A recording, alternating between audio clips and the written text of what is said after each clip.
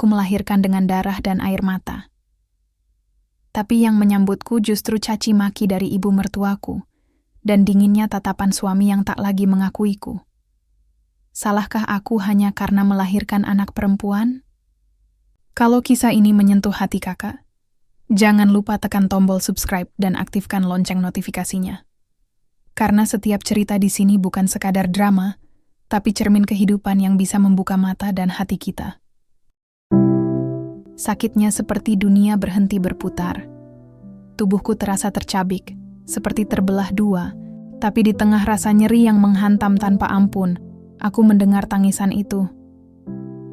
Tangisan mungil yang melengking lemah, namun cukup untuk membuat hatiku meledak haru. Anaknya perempuan, Bu Naila. Sehat, cantik banget, ucap bidan dengan senyum hangat sambil mengangkat bayi kecilku yang masih berlumur darah. Aku tersenyum, meski lelah. Air mata menetes tak tertahan. Aku membayangkan wajah suamiku, Adrian, yang mungkin akan menatap kami dengan bangga. Bayangan kami bertiga duduk bersama di atas ranjang rumah sakit, seperti di iklan-iklan itu, begitu kuat di benakku.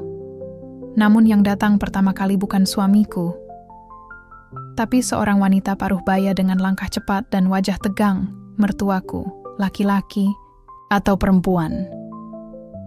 Tanyanya dingin. Bukan kalimat selamat, bukan pelukan hangat untuk menantunya yang baru saja mempertaruhkan nyawa. Perempuan, Bu, jawab bidan dengan ramah. Dan detik berikutnya, dunia runtuh. Perempuan? Astagfirullah. Kamu ini gimana sih, Naila? Aku sudah bilang, keluarga ini butuh penerus laki-laki. Kamu itu istri macam apa? Suara kerasnya menggema di ruangan bersalin yang sempit. Aku masih terbaring lemah. Infus masih menancap di tangan. Selimut belum diganti dari darah yang mengalir barusan. Tapi amarah itu menampar lebih keras daripada sakit melahirkan. Aku mencoba membuka mulut, membela diri, namun suaraku tenggelam dalam isak bayi kecilku yang belum berhenti menangis. Bu, saya... Gumamku pelan. Sudahlah, anak perempuan. Untuk apa? Itu bukan keturunan, itu beban. Lanjutnya sambil menghempaskan tas tangan ke kursi. Aku hanya bisa menatap langit-langit putih di atas ranjang. Dan saat itu, aku tahu, luka ini akan terus tinggal bersamaku. Mungkin lebih lama dari rasa sakit di tubuhku sendiri. Beberapa menit kemudian, Adrian masuk. Aku tersenyum menyambutnya, penuh harap. Tapi dia tidak menatapku, bahkan tidak menyentuh bayinya. Ia hanya berdiri di ambang pintu, wajahnya kusut, mata tajam. Perempuan? Tanyanya datar, seolah aku hanya menjawab soal ujian yang salah. Aku mengangguk pelan, masih berharap ia akan melembut. Tapi Adrian malah menghela napas kasar dan memalingkan wajah. Mertuaku menepuk lengannya pelan, lalu berkata dengan suara menusuk, "Aku sudah bilang, perempuan itu memang tak bisa diharapkan." Sejak hari itu, senyum Adrian tak pernah lagi kutemui. 3 hari di rumah sakit, dan tak sekalipun ia menggendong anak kami. Bahkan nama anak ini pun kutentukan sendiri, Misha. Karena aku ingin dia menjadi cahaya dalam gelapku, pelipur luka yang kutanggung sendirian. Hari kelima, kami pulang. Rumah sepi. Tak ada balon, tak ada ucapan selamat. Yang ada hanya keheningan dan suara tangisan bayi yang menemaniku menyusui di atas kasur yang dingin. Suatu malam, saat aku terbangun untuk mengganti popok Misha, Adrian duduk di ruang tamu. Di depannya ada map coklat. "Naila," ucapnya datar.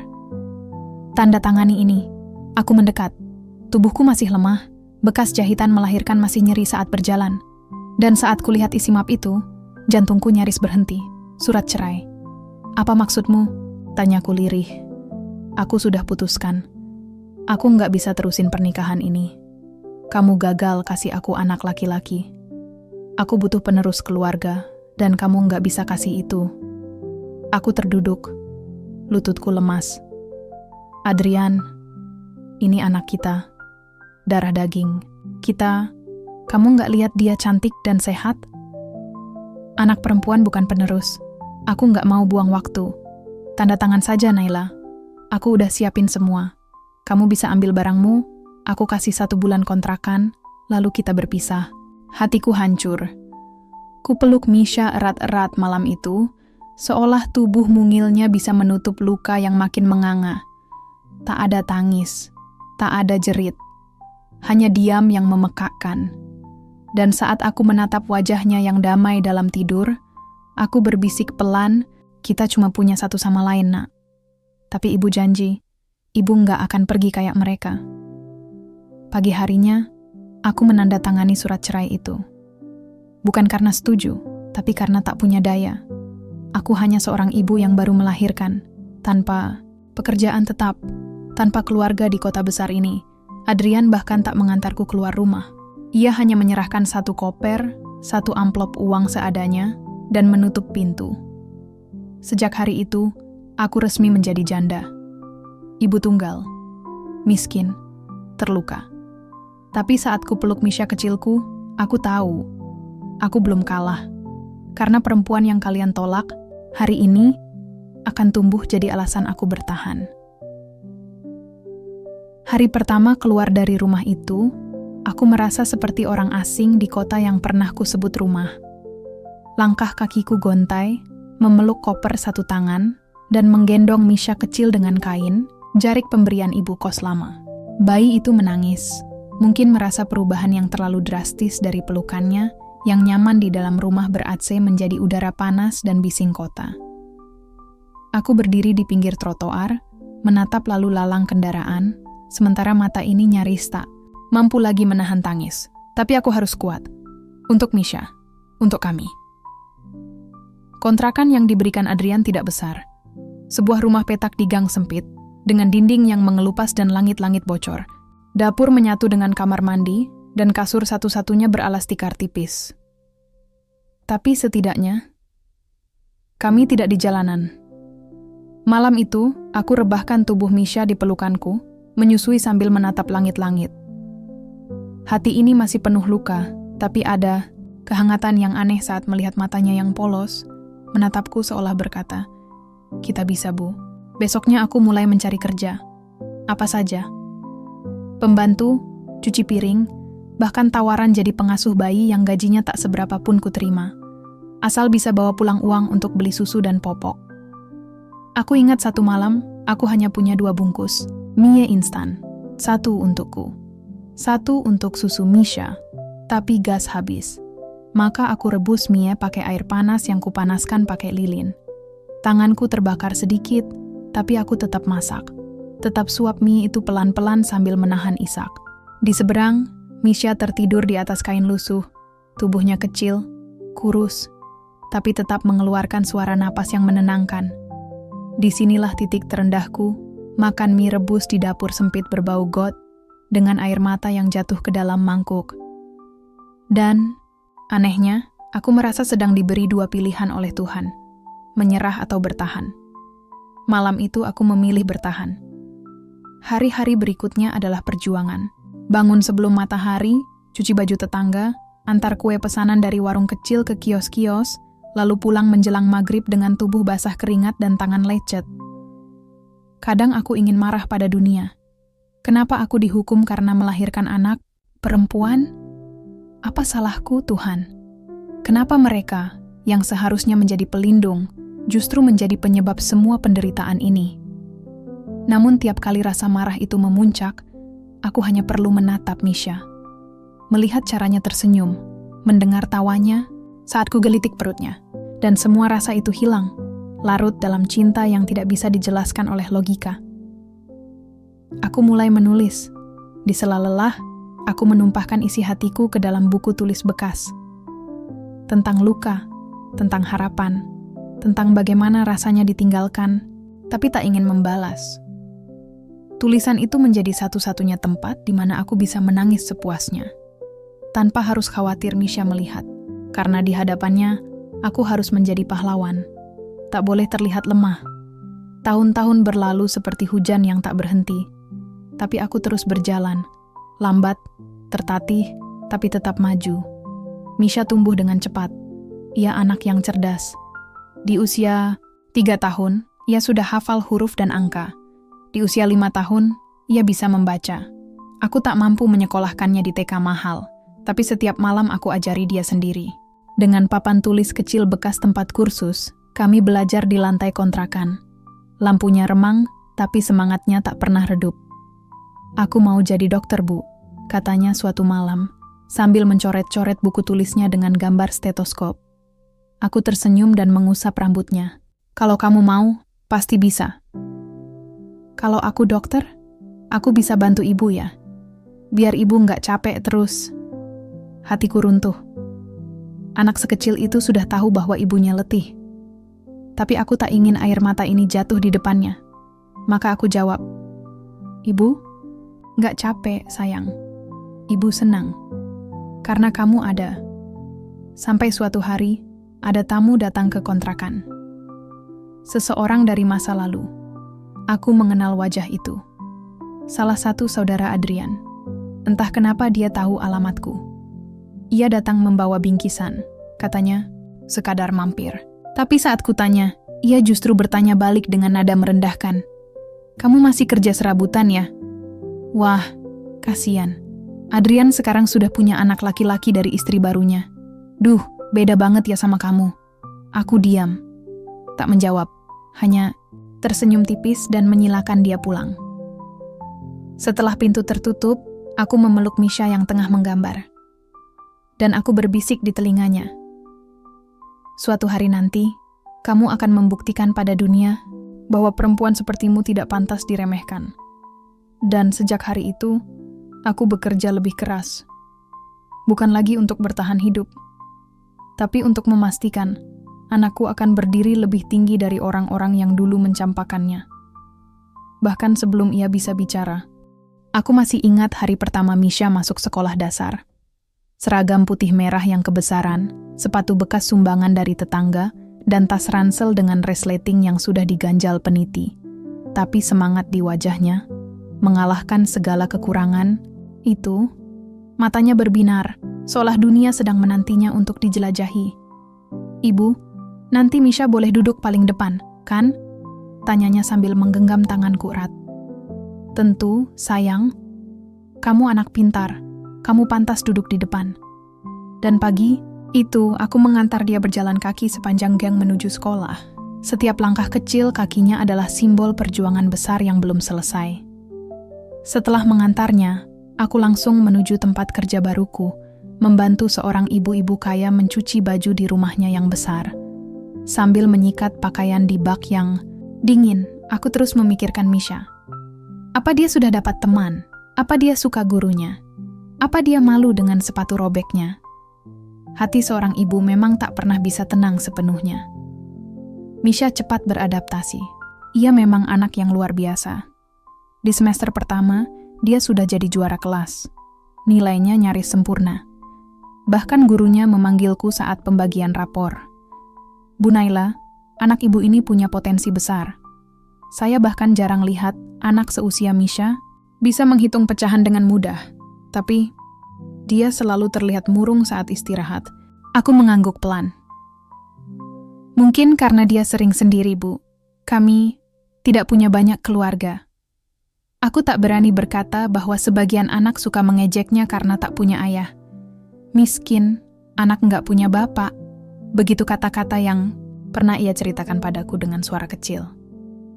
Saat aku memeluknya malam itu, dia bertanya, "Bu, kenapa ayahku nggak pernah datang lihat aku?" Aku menarik napas dalam, mencoba menahan gelombang perih yang kembali naik. "Karena ayah memilih pergi, Nak. Tapi itu bukan salahmu. Kamu tidak pernah salah. Kalau aku laki-laki, mungkin aku nggak ditinggal ya." Pertanyaan itu menghantamku seperti palu godam. Aku memeluknya lebih erat. "Bukan, sayang. Bukan karena kamu perempuan, tapi karena dia yang tidak tahu betapa berharganya kamu." Sejak saat itu, aku tahu luka Misha lebih dalam dari yang terlihat. Tapi dia tak pernah menunjukkannya di depan orang lain. Ia tetap ceria di sekolah, tetap jadi pelajar teladan. Di balik kesendiriannya, dia menyimpan semangat yang membuatku selalu ingin bertahan. Kami sering mengobrol menjelang tidur. Aku akan duduk di lantai, memijat kakinya yang lelah, lalu bertanya, "Kalau nanti besar, kamu mau jadi apa?" Arsitek, katanya dengan semangat. Kenapa arsitek? Karena aku mau bangun rumah buat ibu. Rumah yang nggak bocor kalau hujan dan dapurnya nggak sempit. Nanti kamar ibu ada jendela yang menghadap taman. Aku tertawa kecil, menyembunyikan air mata yang tiba-tiba saja jatuh. Kalau begitu, kamu harus belajar yang rajin ya, biar bisa wujudkan itu semua. Dia mengangguk penuh keyakinan. Iya, aku janji. Waktu terus berjalan. Misha tumbuh menjadi gadis remaja yang mandiri dan bijak. Di usia belasan, ia sudah mulai membantu menjual keripik dan kue buatan tanganku ke sekolah. Uangnya ia simpan, tak pernah ia pakai untuk jajan berlebihan. Aku lagi nabung, Bu, buat beli buku desain rumah, katanya suatu hari. Aku peluk dia erat-erat. Gadis kecilku kini jadi sumber kekuatanku. Tahun itu, Misha lulus SMP dengan nilai tertinggi di kecamatan. Ia mendapat beasiswa untuk masuk SMA unggulan di kota. Aku sempat ragu. Bagaimana dengan ongkos harian, buku, dan keperluan lainnya? Tapi, Misha hanya berkata, Bu, ini kesempatan kita. Aku janji, suatu hari nanti, ibu nggak perlu kerja lagi. Aku yang akan bahagiakan ibu. Dan benar saja, di SMA ia makin bersinar. Nilai-nilainya gemilang. Ia bahkan ikut lomba desain arsitektur tingkat provinsi dan menang. Hadiahnya, 5 juta rupiah. Semua uang itu ia serahkan padaku. Ini buat tabungan kita, Bu. Kita sudah semakin dekat dengan rumah impian kita. Aku tak bisa berkata-kata. Anak perempuan yang dulu dianggap tak berharga, kini menanggung mimpi besar, bukan hanya untuk dirinya, tapi untuk ibunya juga. Hingga suatu malam, aku melihat dia menangis diam-diam di dapur. Kenapa sayang? Tanyaku pelan. Dia mengusap air matanya cepat-cepat. Tadi, ada teman bilang, aku anak buangan. Karena nggak punya ayah. Aku duduk di sebelahnya, menggenggam tangannya yang dingin. Kamu tahu, Nak, dulu waktu kamu masih bayi, aku hampir menyerah. Aku sempat merasa hidup ini terlalu berat. Tapi tiap kali lihat wajahmu, aku sadar. Aku nggak boleh kalah. Dan sekarang, lihat dirimu. Kamu sudah jauh lebih hebat dari yang pernah ibu bayangkan. Misha terdiam, lalu memelukku erat. Maaf, ya Bu. Udah bikin ibu susah dari kecil. Aku tersenyum sambil mengusap kepalanya. Bukan kamu yang menyusahkanku. Dunia ini yang kejam. Tapi kamu, justru anugerah terindah yang pernah ibu miliki. Usiaku baru menginjak 20 tahun ketika akhirnya aku menjejakkan kaki ke bangku kuliah. Jurusan yang sejak dulu jadi impian, arsitektur. Biayanya bukan hasil dari warisan, bukan pula pemberian orang tua. Tapi dari cucuran keringat, hasil kerja serabutan sejak SMA, ditambah beasiswa yang tak mudah kudapatkan. Semua itu kulakukan demi satu janji, membangun masa depan untukku dan ibuku. Ibu menangis di depan gerbang kampus saat pertama kali mengantarku. Bu, jangan nangis. Aku kuliah, bukan merantau ke hutan, ucapku mencoba bercanda. Tapi air matanya justru makin deras. Ibu cuma bangga, Nak. Kamu benar-benar mewujudkan apa yang dulu cuma ibu sebut dalam doa. Kuliah sambil bekerja bukan perkara mudah. Setiap pagi aku kuliah, sore sampai malam bekerja sebagai pelayan di sebuah kafe. Gajinya tidak seberapa, tapi cukup untuk makan dan ongkos pulang pergi. Akhir pekan, aku bantu menggambar desain rumah, pesanan freelance yang kudapat dari forum daring. Bayarannya tak sebanding dengan waktu yang kuhabiskan, tapi aku terus mengerjakan dengan hati. Aku ingat, pernah suatu malam, setelah lembur di kafe dan mengerjakan revisi desain sampai dini hari, aku tertidur di meja sambil masih mengenakan headset. Saat bangun, mata bengkak dan tubuh pegal luar biasa. Tapi ketika kulihat pesan dari klien, "Terima kasih, Mbak. Desainnya bagus sekali. Pas sama kebutuhan keluarga kami." Aku langsung tersenyum. Ada rasa puas yang tak bisa diukur dengan uang. Apalagi ketika bisa memberi sedikit dari hasil itu ke ibu. Meskipun beliau selalu bilang, "Simpan saja untuk kuliahmu." Tapi tetap kukirim sebagian untuk beli beras, atau sekadar menambah tabungan impian, rumah kecil yang nyaman untuk kami berdua. Di tahun kedua kuliah, Aku mulai berpikir lebih besar. Mau sampai kapan kerja serabutan? Batinku. Aku mulai menabung untuk menyewa ruko kecil. Rencana awalnya sederhana. Warung kopi dan makanan ringan. Tempat ngumpul anak muda sekaligus galeri kecil untuk memajang karya desainku. Dan berhasil. Warung kecil itu berdiri dengan papan. Nama sederhana, Ruang Kita. Sebuah nama yang kuberi agar semua orang merasa diterima. Di sana aku bukan hanya menjual kopi dan makanan, tapi juga harapan. Aku juga membuka jasa desain interior kecil-kecilan. Pelanggannya awalnya hanya teman kampus dan dosen, tapi mulut ke mulut menyebar lebih cepat dari iklan. Dalam 1 tahun, aku sudah punya tim kecil yang terdiri dari 2 teman kuliah dan 1 barista tetap. Uang dari proyek pertama kubelikan kursi baru untuk ibu. Kursi goyang yang dia idamkan sejak dulu. Supaya ibu bisa duduk santai sambil baca buku, kataku. Saat menyerahkan, dia tak menjawab, hanya menatapku lama, lalu memelukku sambil menangis. Tahun keempat kuliah, aku mulai masuk ke proyek-proyek properti kecil. Klien pertamaku adalah pasangan muda yang ingin membangun rumah di pinggiran kota. Mereka berkata, kami ingin rumah yang punya cerita, bukan cuma bangunan. Dan aku tahu, aku bisa memberi itu. Karena aku juga membangun hidup dari cerita, kisah tentang luka, pengorbanan, dan kekuatan cinta seorang ibu. Suatu malam, saat aku pulang ke kontrakan dan meletakkan kepalaku di pangkuan ibu, aku berkata, Bu, nanti kalau aku punya uang lebih, aku nggak mau beli mobil dulu. Aku mau beli tanah, terus bangun rumah buat ibu. Dia tersenyum, mengelus rambutku. Kamu tahu, Nak, ibu nggak pernah minta rumah mewah. Ibu cuma mau kamu bahagia. Aku menatap matanya lekat-lekat. Kalau ibu bahagia, aku pasti lebih bahagia. Kini usiaku 25. Tak terasa. Lebih dari 1 dekade sejak aku dilahirkan dan ditolak hanya karena aku perempuan. Dan hari ini, semua luka itu sudah berubah jadi kekuatan. Aku memiliki 5 cabang Ruang Kita di berbagai kota, sebuah firma arsitektur kecil yang sedang berkembang, dan 1 yayasan sosial yang menampung anak-anak terlantar. Semua ini bukan karena aku hebat, tapi karena aku dibesarkan oleh seorang wanita luar biasa, ibuku, Naila. Perempuan yang pernah ditendang dalam keadaan lemah di ranjang bersalin, tapi tak pernah menyerah membesarkanku dengan kasih dan harapan. Tapi, satu hal masih mengganjal. Di hati, ayah, laki-laki yang memilih pergi setelah tahu aku perempuan. Yang membuang ibuku seolah kami ini kutukan. Laki-laki yang tak pernah sekalipun mencariku.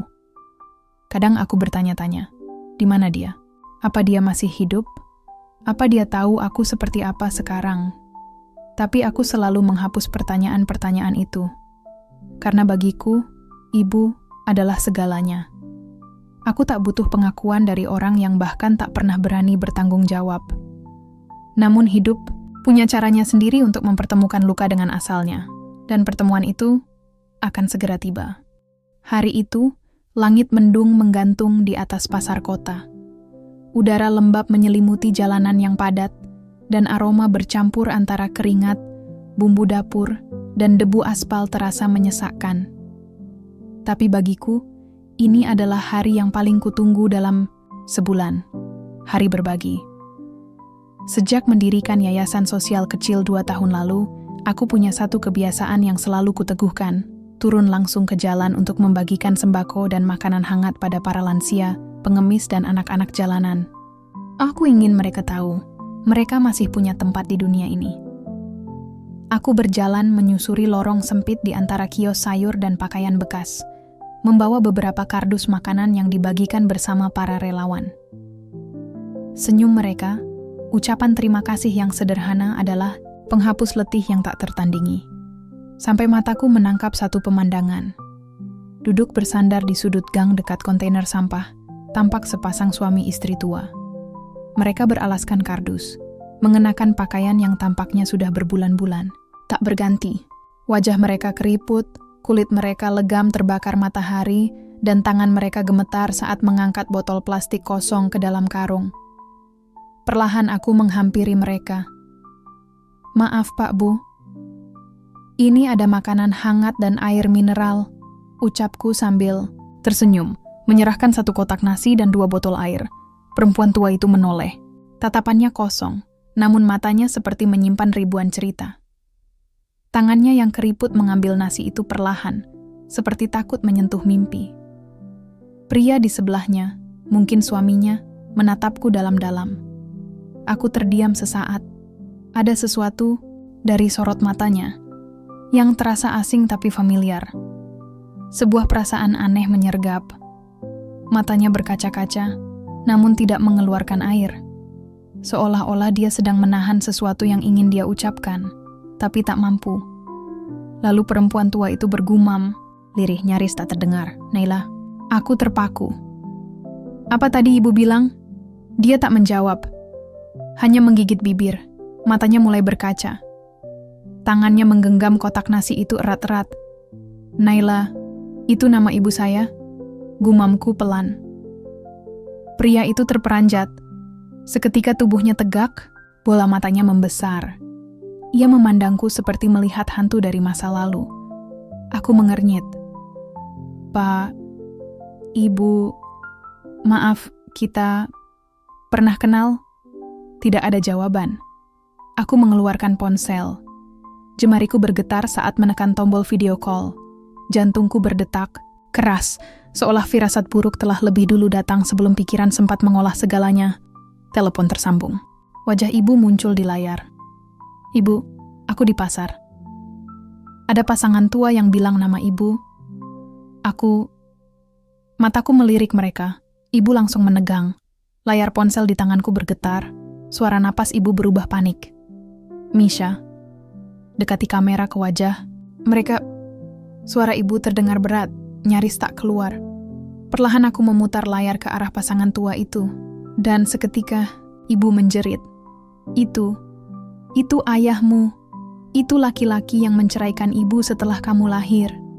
Dan itu ibu mertuaku. Perempuan yang memaki ibu saat masih terbaring berdarah karena melahirkan kamu.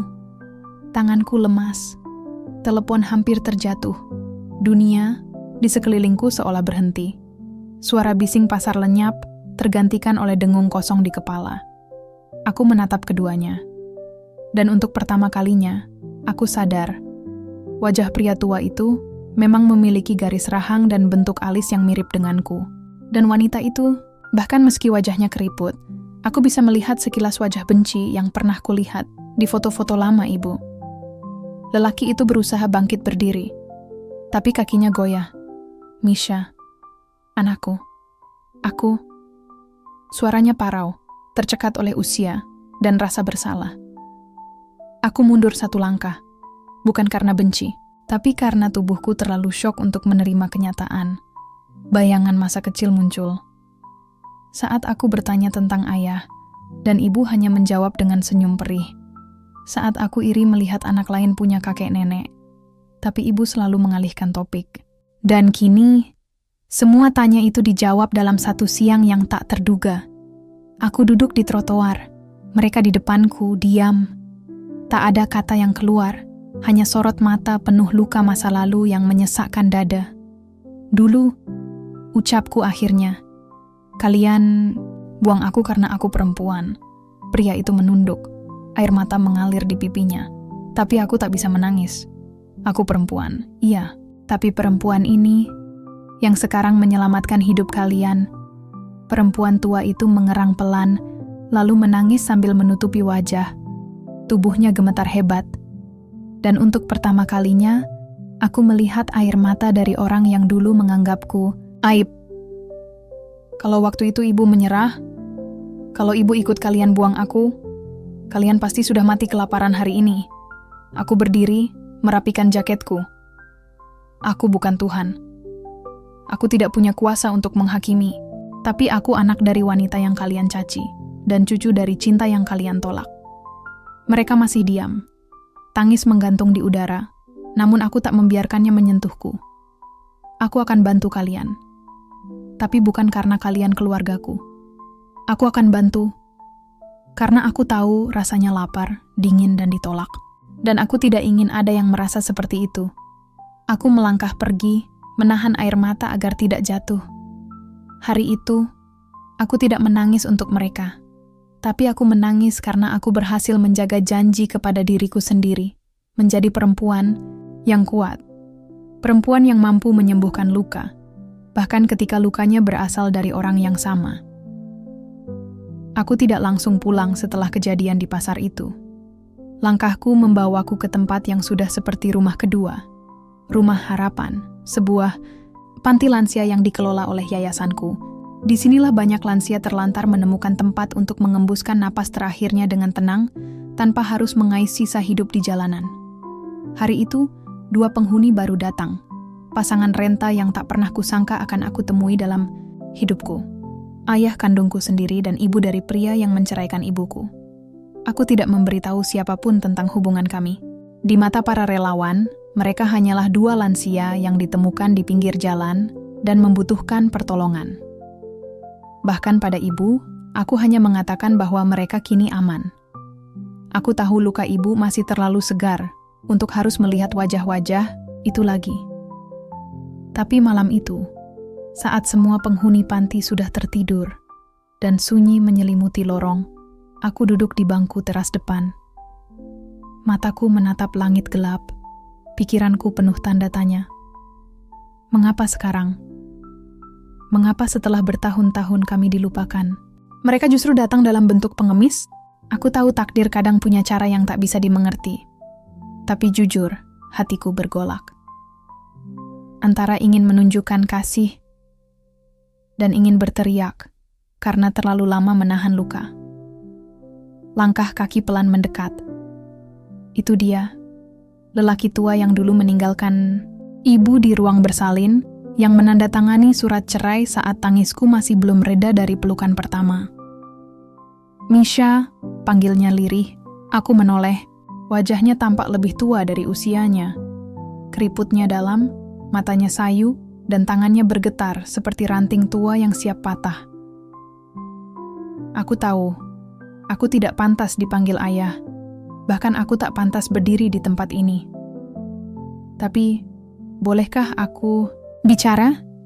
Aku menunduk. Diam. Dulu, aku pengecut. Lanjutnya, aku dibesarkan dengan pola pikir yang salah. Anakku harus laki-laki. Begitu kata ibuku. Katanya, kalau perempuan tak bisa melahirkan laki-laki, maka dia tak pantas jadi istri. Suara pria itu tercekat. Ia duduk perlahan di bangku sebelahku. Aku terlalu bodoh untuk melawan, dan terlalu takut untuk membela ibumu. Jadi aku memilih jalan yang paling gampang, meninggalkannya. Aku masih diam. Angin malam meniup rambutku. Perlahan, aku menyesal, ucapnya pelan, nyaris tak terdengar. Tiap malam aku dihantui mimpi wajahmu waktu kecil. Aku mencari kalian, tapi hidup membawa kami ke dasar. Dan kini, aku ditemukan olehmu. Aku menghela napas panjang.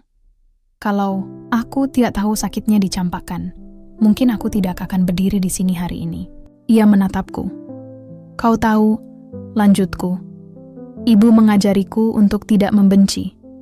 Tapi bukan berarti aku melupakan. Aku tumbuh tanpa kasih seorang ayah, tanpa pelukan, tanpa ucapan selamat ulang tahun. Aku belajar tentang dunia dari air mata.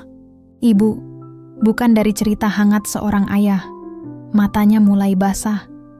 Tapi justru karena itu, aku tumbuh kuat. Aku berdiri. Aku akan pastikan kalian makan cukup, tidur hangat, dan hidup layak di sisa usia kalian. Tapi bukan karena aku anak kalian. Aku melakukan ini karena aku anak dari wanita yang paling kuat di dunia. Aku melangkah pergi, meninggalkan lelaki itu sendiri di bangku tua yang dingin. Tapi di balik langkah kakiku, ada gemetar halus yang sulit kujelaskan. Beberapa hari berlalu, pasangan tua itu mulai berbaur dengan penghuni panti lain. Mereka tidak pernah banyak bicara. Tapi dari cara mereka memandangi setiap gerakku, aku tahu mereka terus menahan luka dan penyesalan yang tak terucap. Di lain sisi, aku harus berperan sebagai direktur yayasan, pemilik bisnis, dan anak dari seorang ibu yang masih menahan trauma masa lalu. Hingga suatu malam ibu menelpon. Misha, kamu baik-baik saja kan? Suaranya terdengar pelan tapi hangat. Baik, Bu. Jawabku pelan. Ada sesuatu yang ingin Ibu tanyakan? Sunyi sejenak, lalu Ibu menjawab dengan lirih. Mereka masih hidup, ya? Aku terdiam. Iya, Bu. Mereka tinggal di panti. Henning kembali menyelimuti kami. Kalau kamu merasa harus merawat mereka, lakukan. Ibu tidak akan melarang. Tapi, jangan pernah paksakan hatimu. Aku menahan air mata. Aku nggak tahu, Bu. Apakah ini yang terbaik atau tidak? Tapi kalau aku marah, rasanya seperti aku kalah. Ibu menghela napas. Kamu tidak perlu menang atau kalah, Nak. Kamu hanya perlu bahagia. Hari berganti minggu. Aku melihat mereka mulai ikut kegiatan panti, tersenyum pelan saat berbincang dengan penghuni lain. Tapi ada sesuatu di mata mereka, mata yang terus menatapku dengan perasaan bersalah yang tak habis-habis. Dan malam itu, untuk pertama kalinya perempuan tua itu mendatangiku. Dia menatapku sambil membawa sebuah kotak kecil. Simpan ini, katanya. Aku membuka kotak itu. Isinya, sutas gelang bayi mungil, sudah usang dan mulai berkarat. Di belakangnya terukir nama, Misha. Itu gelang yang kami buat saat kamu lahir, bisiknya. Kami menyiapkannya sebelum tahu kamu perempuan. Air. Mataku jatuh. Perempuan yang dulu memaki ibuku, kini berdiri di hadapanku dengan gemetar. Dan aku, anak yang pernah ia tolak, kini ada di hadapannya dalam bentuk seseorang yang ia harapkan dulu. Kuat, tabah, dan tetap hidup. Hari itu hujan. Turun sejak pagi. Langit kelabu menggantung seperti bayangan dari masa lalu yang enggan pergi. Aku duduk di ruang kerjaku di lantai 2 panti, menatap jendela yang basah oleh tetesan air. Suasana seperti ini biasanya membuatku tenang, tapi kali ini justru membuat dadaku sesak. Pintu diketuk pelan. Masuk, kataku tanpa menoleh. Yang masuk, ternyata Bu Rina, salah satu staf panti yang sudah bekerja denganku sejak awal yayasan ini berdiri. Maaf mengganggu, Mbak Misha. Ada yang ingin bertemu dengan ibu Anda. Katanya penting. Ucapnya dengan raut sedikit ragu. Aku mengerutkan dahi. Siapa? Pasangan lansia yang baru tinggal di sini. Pak Rojak dan Bu Surti. Darahku seketika seperti berhenti mengalir. Mereka ingin bertemu ibu? Tanyaku pelan. Bu Rina mengangguk. Tapi mereka tidak maksa. Mereka hanya bilang, ingin minta maaf sebelum ajal menjemput. Aku menelan ludah. Ada gumpalan perih di tenggorokanku. Baik, ucapku akhirnya. Tapi, aku harus tanya ibu dulu. Aku mengunjungi rumah ibu sore itu juga. Setelah mencium tangan dan memeluknya, aku duduk di sebelahnya. Ibu tampak sehat, meski rambutnya kini lebih banyak putih. Tapi wajahnya masih memancarkan keteguhan hati yang dulu membesarkanku sendirian. Bu, panggilku pelan. Ibu menoleh, mengusap rambutku lembut. Ada apa, sayang? Aku menunduk sejenak. Lalu, seperti menusuk langsung ke inti, aku berkata, Bu, ayah dan nenek ada di panti. Ibu tak langsung bereaksi. Tangannya yang menggenggam teh mendadak berhenti di tengah jalan.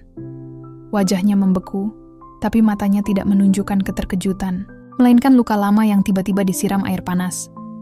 Sudah berapa lama? Tanyanya pelan. Hampir 2 minggu. Ia tidak menjawab, hanya menatap kosong keluar jendela. Mereka ingin bertemu ibu, minta maaf. Ibu menghela napas dalam-dalam. Aku bisa melihat bagaimana dadanya naik turun, seakan menahan luapan yang telah dikurung terlalu lama. Aku pernah hampir mati waktu itu, Misha. Bukan hanya karena melahirkan sendirian, tapi karena merasa tidak diinginkan. Anak yang kupeluk, bukan hanya kau, tapi juga sisa terakhir harga diriku sebagai perempuan. Aku menggenggam tangan ibu. Aku tahu, tapi aku juga tahu ibu adalah orang paling pemaaf yang pernah kutemui. Matanya mulai berkaca-kaca. Kau ingin aku memaafkan mereka? Aku tidak menjawab, hanya menatapnya dalam-dalam, mempersilakan hatinya, memutuskan. 2 hari kemudian ibu datang ke panti. Langkahnya tenang, tapi wajahnya kaku. Aku mendampinginya menuju taman belakang tempat para lansia biasa berkumpul di sore hari. Di sana, Pak Rojak dan Bu Surti duduk berdampingan di bawah pohon ketapang. Ketika mereka melihat ibu datang, tubuh mereka seperti membatu. Bu Surti memegang tangan suaminya erat, dan Pak Rojak tampak ingin berdiri, tapi kakinya gemetar hebat. "Iya, kami datang," ucap ibu, pelan tapi tegas. Pak Rojak langsung menunduk. Bu Surti menitikkan air mata. "Naila, maafkan kami," kata Bu Surti terbata-bata. Kami terlalu buta. Kami kira anak laki-laki lebih mulia.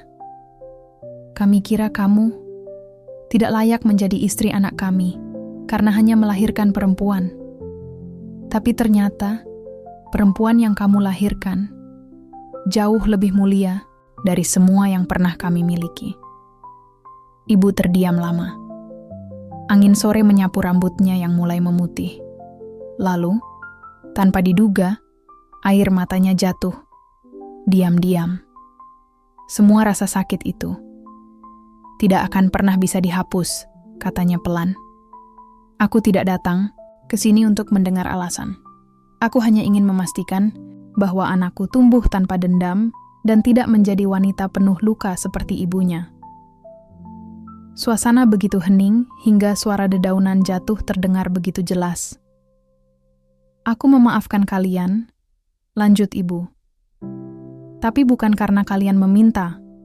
Aku memaafkan karena aku ingin hidupku dan hidup anakku tidak lagi dikendalikan oleh kebencian." Pak Rojak menangis. Bu Surti terisak. Aku berdiri di samping ibu, menggenggam tangannya, dan untuk pertama kalinya aku merasa rumah itu mulai terbentuk. Bukan dari dinding, bukan dari atap, tapi dari keberanian seorang ibu yang memilih memaafkan meski seluruh luka dalam dirinya belum sembuh. Malam itu, ibu menginap di kamarku di panti. Kami berbincang panjang tentang masa lalu, tentang Misha kecil yang selalu bertanya kenapa teman-temannya punya ayah dan ia tidak. "Kalau bukan karena kamu," ucap ibu, sambil membelai rambutku, "mungkin ibu sudah menyerah sejak lama." Aku menunduk, menahan tangis yang ingin meledak. "Kalau bukan karena ibu, aku mungkin tidak akan menjadi siapa-siapa." Kami tertawa sambil menangis. Dua perempuan yang disatukan oleh luka. Tapi memilih untuk menjahitnya, bukan membiarkannya membusuk. Namun tanpa kami tahu, jauh di sudut kamar pengasuhan lansia, Bu Surti terbaring lemas. Pernafasannya tak teratur, dan matanya menatap langit-langit dengan kosong. "Mungkin ini balasan," gumamnya lirih. "Aku tak layak hidup lebih lama, setelah semua yang kulakukan." Pak Rojak duduk di sebelahnya, menggenggam tangan istrinya. Wajahnya penuh panik dan penyesalan yang terlambat. Dan disinilah cerita mulai mengarah pada titik mendidih. Malam itu, suasana panti berubah mencekam. Hujan turun semakin deras, langit menyala oleh kilat sesekali, dan suara angin menerpa jendela membuat siapapun enggan tidur tenang. Aku belum bisa terlelap. Entah kenapa, perasaanku begitu tidak tenang sejak sore. Tiba-tiba ponselku bergetar. Nama Bu Rina muncul di layar. "Misha, maaf mengganggu malam-malam, tapi Bu Surti kolaps. Napasnya sesak, tubuhnya dingin. Kami sudah panggil ambulans, tapi tolong datang secepatnya." Aku terdiam beberapa detik, darahku seolah membeku. "Iya, saya kesana sekarang." Sesampainya di panti, suasana panik sudah terasa. Beberapa pengurus berdiri di luar kamar Bu Surti. Wajah-wajah mereka murung dan khawatir. Aku segera masuk dan mendapati nenek tua itu terbaring dengan selimut menutupi sebagian tubuhnya. Wajahnya pucat pasi, napasnya terengah-engah. Pak Rojak duduk di tepi ranjang, menggenggam tangan istrinya. Matanya sembab, wajahnya pucat. "Misha," gumam Bu Surti lirih, begitu melihatku. Aku melangkah mendekat, berjongkok di sisinya. "Saya di sini, Nek." Bu Surti tersenyum lemah. "Kau cantik, persis ibumu dulu. Waktu kau lahir, aku hanya melihat wajahmu sekilas. Dan saat itu, entah kenapa aku merasa kau akan jadi anak hebat, Tapi aku bodoh. Aku malah menolaknya. Air mataku jatuh tanpa bisa ditahan. Dulu, aku dan ayahmu begitu keras kepala. Kami pikir hanya anak laki-laki yang bisa membawa nama keluarga. Kami menghancurkan ibu dan anaknya hanya demi harga diri yang tak berarti. Ia menarik napas panjang, lalu melanjutkan, "Sampaikan ke ibumu. Aku menyesal, bukan hanya karena telah mencampakkannya, tapi karena telah kehilangan kesempatan untuk mengenal perempuan sekuat dirinya." Aku mengangguk, tak mampu berkata apa-apa. Dan untukmu, Misha, maafkan nenekmu ini. Kalau bisa tolong, doakan aku, meski mungkin surga terlalu jauh untuk orang sekeji aku. Aku menggenggam tangannya erat dan berkata dengan suara tercekat, "Surga tidak jauh untuk orang yang mau jujur dan meminta maaf." Tangis pecah di antara kami. Pak Rojak menunduk, tubuhnya terguncang. Detik-detik berlalu dalam sunyi, hingga akhirnya suara monitor di samping ranjang mengeluarkan bunyi panjang. Bu Surti telah pergi. Beberapa hari kemudian, suasana panti dilingkupi duka. Pemakaman Bu Surti berlangsung sederhana. Ibu datang mengenakan pakaian serba putih.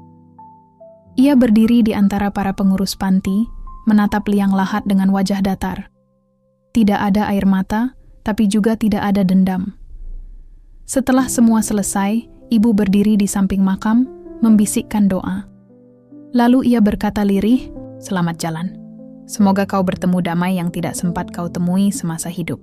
Pak Rojak berdiri agak jauh, tak berani mendekat, tapi saat ibu hendak pergi, ia menghampiri pelan-pelan, lututnya gemetar, dan tiba-tiba ia bersujud di hadapan ibu. "Naila, aku tidak pantas menyebutmu menantuku, tapi aku mohon, izinkan aku menebus semuanya. Apapun, biar aku lakukan." Ibu tak bergeming. Ia hanya menatap ke depan, suaranya tegas namun lembut. "Aku tidak butuh penebusan. Aku hanya ingin hidupku tenang. Kamu hidup sajalah dengan sisa waktu yang kamu punya. Tapi tolong, jangan rusak hidup orang lain lagi." Lalu ibu berlalu, meninggalkan pria yang pernah menghancurkan hidupnya. Beberapa minggu berlalu. Pak Rojak tetap tinggal di panti. Ia tak banyak bicara, tapi mulai aktif membantu para lansia lain. Ia mengantar mereka ke kamar mandi, menemani mereka makan, bahkan rajin membersihkan taman. Setiap kali aku lewat, ia hanya menunduk, tidak pernah memaksaku berbicara dengannya. Sampai suatu hari, ia memanggilku, "Misha." Aku berhenti di ambang pintu ruang kerajinan. "Aku tahu, aku bukan ayah bagimu. Tapi ada satu hal yang ingin aku serahkan. Ini bukan warisan, ini cuma sesuatu yang tak pernah sempat kuberikan." Ia mengulurkan sebuah amplop coklat. Di dalamnya ada foto lama. Aku yang masih bayi, digendong ibu di rumah sakit. Tapi yang mengejutkan, di belakang mereka berdiri Pak Rojak. Wajahnya kaku, berdiri di belakang tirai, seolah diam-diam memperhatikan dari kejauhan. Kami datang ke rumah sakit hari itu, tapi aku pengecut. Ibumu sendiri yang melahirkan tanpa suami. Aku hanya melihat dari balik kaca, dan ketika tahu kau perempuan, aku pergi. Aku menggigit bibir, menahan emosi. "Terima kasih," kataku pelan. Ia tersenyum lirih, lalu kembali ke pekerjaannya. Di balkon kamarku malam itu, aku duduk bersama ibu. Angin malam menerpa rambut kami. Kami menatap langit penuh bintang, seolah dunia tak menyisakan tempat lagi untuk air mata. "Kau tahu, Misha," kata ibu, "kadang orang-orang jahat tidak butuh dibalas. Mereka hanya butuh waktu untuk sadar bahwa mereka jahat." Aku menoleh dan tersenyum padanya. Ibu benar, tapi aku bersyukur. Karena jadi perempuan adalah takdir terbaik yang Tuhan beri. Ibu menatapku, bangga dan haru, dan kau telah membuatku percaya bahwa anak perempuan pun bisa jadi pahlawan. Kami berdua tertawa pelan, dan untuk pertama kalinya sejak lama, luka lama terasa benar-benar mulai sembuh.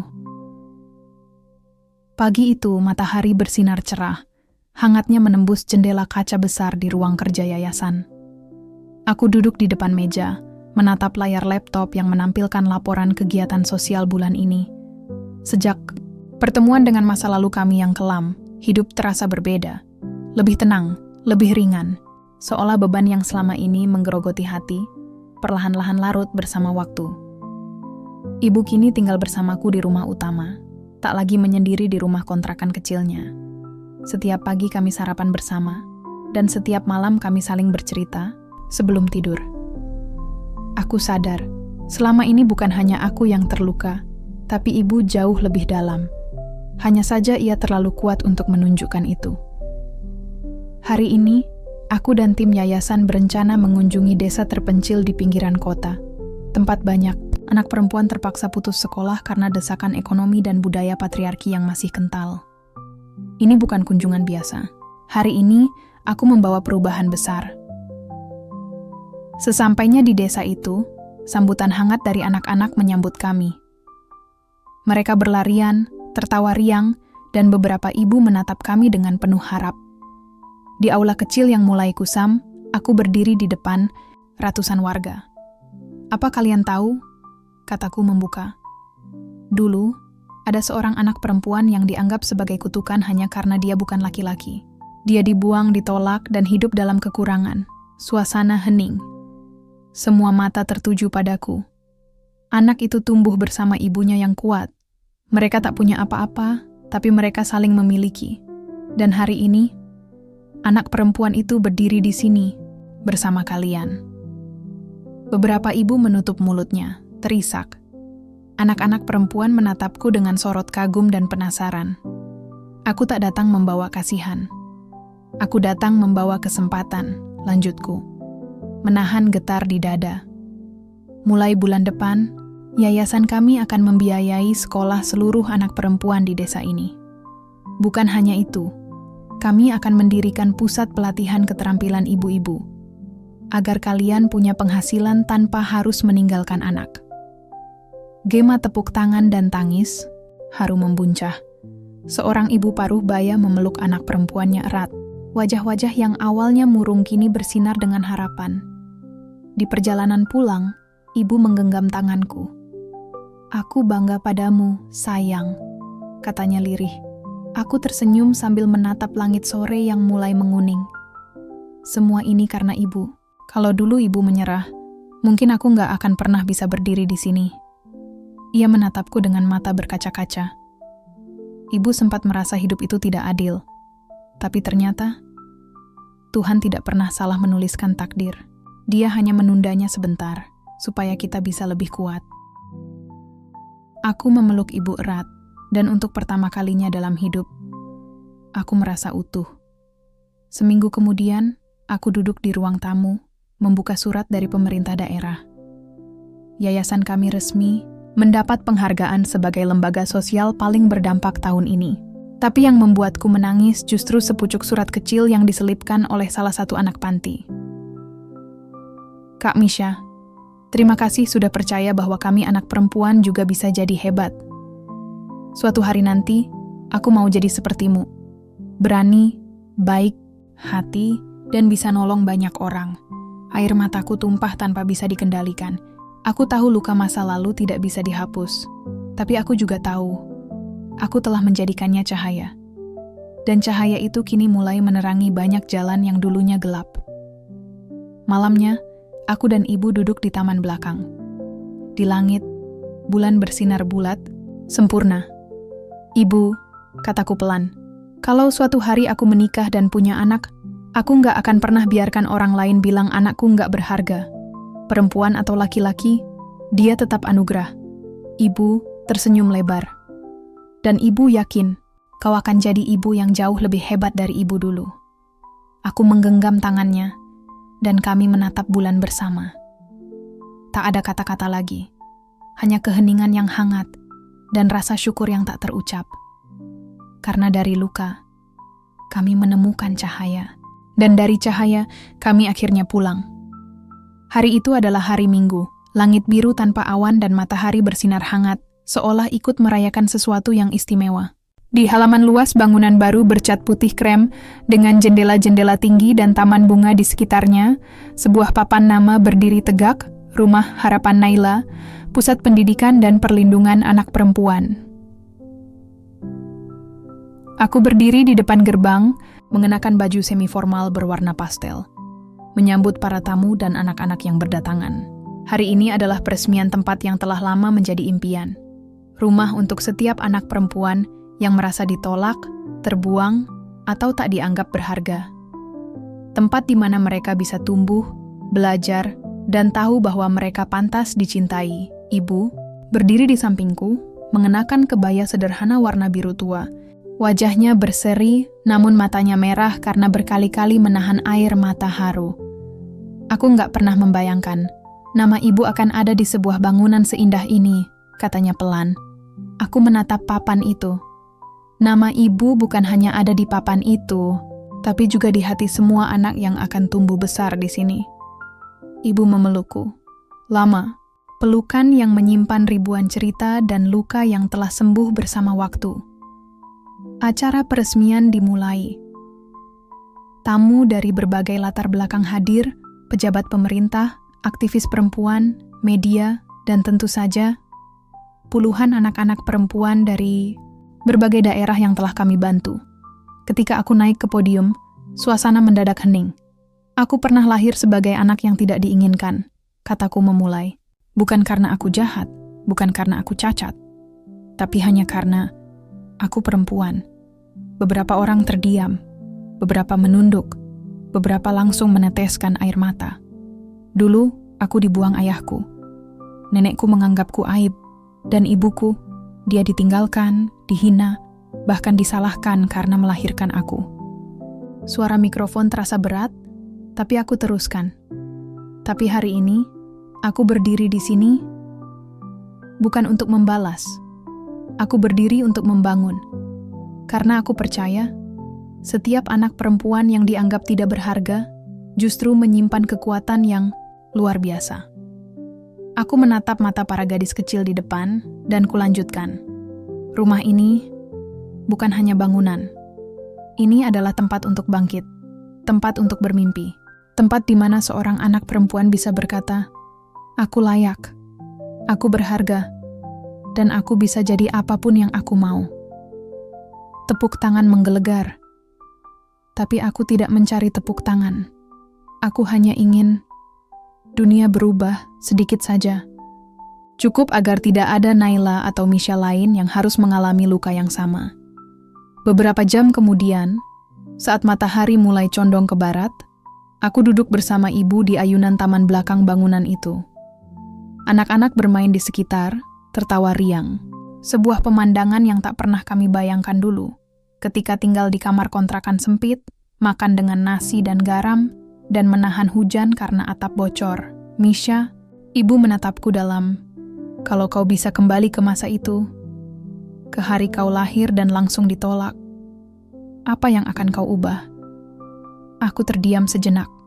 Tidak ada, jawabku mantap. Karena kalau aku tidak lahir dalam penolakan, mungkin aku tidak akan pernah tahu rasanya mencintai dengan seluruh jiwa. Ibu mengangguk, senyumnya penuh damai. Beberapa minggu setelah peresmian, aku menerima surat undangan khusus dari kementerian. Yayasan kami dinobatkan sebagai inspirasi nasional dalam program pemberdayaan perempuan. Aku diundang untuk menjadi pembicara utama di forum internasional.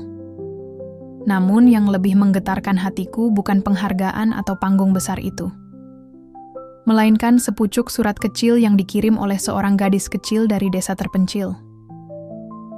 "Kak Misha, sekarang aku tidak takut jadi perempuan, karena aku tahu perempuan juga bisa jadi cahaya." Surat itu kusimpan di dompet. Kemanapun aku pergi, itu jadi pengingat. Luka bisa membentuk, tapi cinta bisa menyembuhkan. Malam itu, di kamar, aku berdiri di depan cermin. Melihat diriku sendiri, bukan sebagai sosok sempurna, tapi sebagai perempuan yang pernah ditolak, jatuh, patah, lalu bangkit dan membuktikan bahwa menjadi perempuan bukan kelemahan. Dan mungkin suatu hari nanti, jika aku diberi anak oleh Tuhan, aku tak peduli laki-laki atau perempuan. Yang penting, aku akan jadi ibu yang tak pernah meninggalkan, karena rumah sejati bukan bangunan, tapi pelukan, doa, dan cinta yang tak bersyarat. Dan rumah itu kini telah bernama Harapan.